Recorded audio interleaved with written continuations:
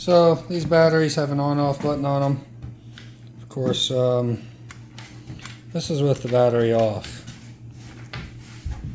Scroll down there.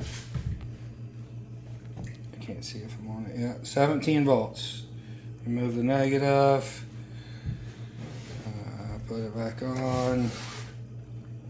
That's what it does. Is the battery off? I'll go ahead and hit the on button. Also, I have to remove my hand here. Okay, I just turned it on. And 52.8. What is it? 51.2 battery, so it's charged. But that's about dangerous as it can be with the battery off. And you can come back here.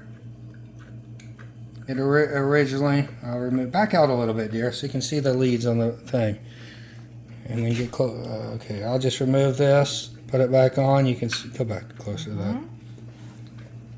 You can see that it immediately jumps to 24 and then goes down to 17.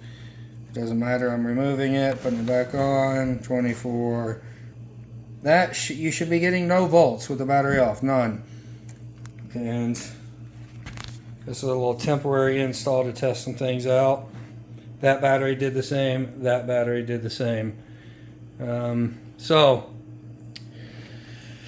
yeah, that's not good.